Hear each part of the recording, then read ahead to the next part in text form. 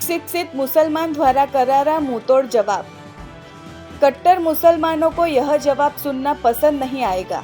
हम धमकी दे रहे मोदी को देश छोड़कर भागना पड़ेगा, जैसे बांग्लादेश से शेख हसीना को भगाया गया। कौन कह रहा है? भारत के मुसलमान। अरे भाई, मैं कह रहा हूँ ना कि कोई हमें नफरतों की पुस्तकें ना पढ़ाए, कोई हमें नफरतों की पुस्तकें ना पढ़ाए कि हमें भारत में अब्दुल कलाम और आरिफ मोहम्मद खान होना है। समझ गए? इसलिए ये क्या बात कर रहे हैं। जब भी जरूरत। क्या आप मानते हैं कि कुछ मूर्ख कट्टरपंथी मुसलमानों की वजह से पूरा मुस्लिम समाज आलोचना का शिकार होता है? एक शिक्षित मुसलमान द्वारा करारा मुंहतोड़ जवाब। कट्टर मुसलमानों को यह जवाब सुनना पसंद नहीं आएगा। हम धमकी दे रहे मोदी को देश छोड़कर भागना पड़ेगा, जैसे बांग्लादेश से शेख हसीना को भगाया गया। कौन कह रहा है? भारत के मुसलमान।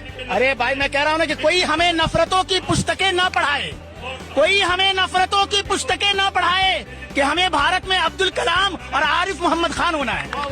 समझ गए? इसलिए ये क्या बात कर रहे हैं। जब भी जरूरत। क्या आप मानते हैं कि कुछ मूर्ख कट्टरपंथी मुसलमानों की वजह से पूरा मुस्लिम समाज आलोचना का शिकार होता है? एक शिक्षित मुसलमान द्वारा करारा मुंहतोड़ जवाब। कट्टर मुसलमानों को यह जवाब सुनना पसंद नहीं आएगा। हम धमकी दे रहे मोदी को देश छोड़कर भागना पड़ेगा, जैसे बांग्लादेश से शेख हसीना को भगाया गया। कौन कह रहा है? भारत के मुसलमान। अरे भाई, मैं कह रहा हूँ ना कि कोई हमें नफरतों की पुस्तकें ना पढ़ाए, कोई हमें नफरतों की पुस्तकें ना पढ़ाए कि हमें भारत में अब्दुल कलाम और आरिफ मोहम्मद खान होना है। समझ गए? इसलिए ये क्या बात कर रहे हैं। जब भी जरूरत। क्या आप मानते हैं कि कुछ मूर्ख कट्टरपंथी मुसलमानों की वजह से पूरा मुस्लिम समाज आलोचना का शिकार होता है?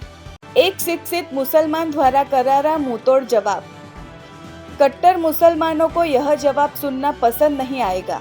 हम धमकी दे रहे मोदी को देश छोड़कर भागना पड़ेगा, जैसे बांग्लादेश से शेख हसीना को भगाया गया। कौन कह रहा है? भारत के मुसलमान। अरे भाई, मैं कह रहा हूँ ना कि कोई हमें नफरतों की पुस्तकें ना पढ़ाए, कोई हमें नफरतों की पुस्तकें ना पढ़ाए कि हमें भारत में अब्दुल कलाम और आरिफ मोहम्मद खान होना है। समझ गए? इसलिए ये क्या बात कर रहे हैं। जब भी जरूरत। क्या आप मानते हैं कि कुछ मूर्ख कट्टरपंथी मुसलमानों की वजह से पूरा मुस्लिम समाज आलोचना का शिकार होता है?